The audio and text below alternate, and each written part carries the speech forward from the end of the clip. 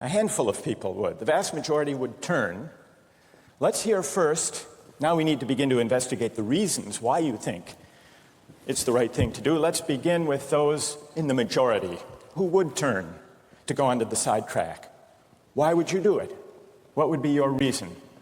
Who's willing to volunteer a reason? Go ahead, stand up.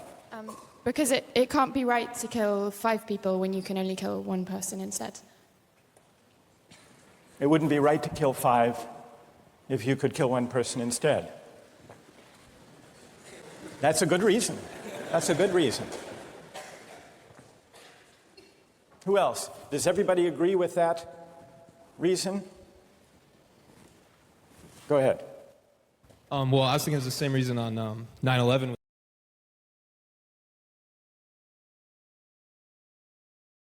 In the sediment formation about 2,000 feet up, he tied off the boat and got out to investigate. Kincaid couldn't find a trail, but after a short hike, he found something interesting covered in desert brush. Steps, hundreds of them, carved in sandstone, steps that wound their way up to a high shelf on the side of the canyon. He followed the steps until he came across a cavern entrance, an entrance that was clearly man-made. Kincaid entered the cavern and turned on his flashlight. On the walls, he saw writing. But it wasn't English or Native American writing. It was ancient Egyptian hieroglyphics. Kincaid lifted his flashlight and saw that the tunnel ran far into the distance. He didn't realize it at the time, but this was only the beginning.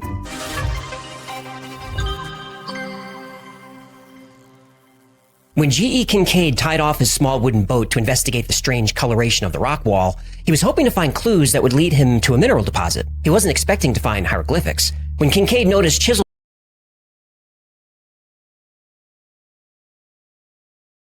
and show what happened to Venezuela's market right there. Okay, stock market. This is what you call a reverse market crash, where the market just goes, bingo, boom, straight to the roof, okay? And it looks like, hey, guys, look how great the economy is doing. Look how fantastic. No, it's a lie. It's a lie. The top 1% is killing it. The rest are getting destroyed. Watch this here, okay? You know who would want something like that? Guess who would want something like that? The top 1%. The top 0.1%. Like, yeah, let's do it. I got my money in the market. I'm going to be fine. Overnight billionaires. The level, by the way, look at the months. Just go look at the months.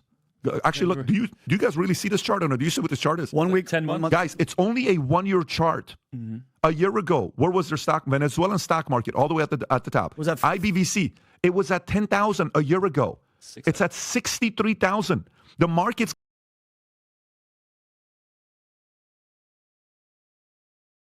Alcohol literally pops up in every phase of American history. I mean, even Jesus used to turn water into wine, babe. So when the Constitution was being written back in the 1700s, all the founding fathers were drinking and making their own alcohol. In fact, by 1830, the average American over the age of 15 consumed nearly 7 gallons of pure alcohol a year. Yes, a year. That's almost 3 times what the average American drinks today. They were showing us up.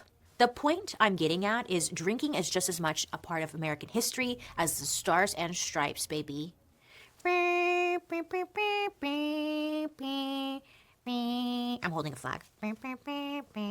So our story begins in the 1800s. Okay, so everyone close their eyes. Imagine you're living in the 1800s. Beautiful, great. No phones, no TV. You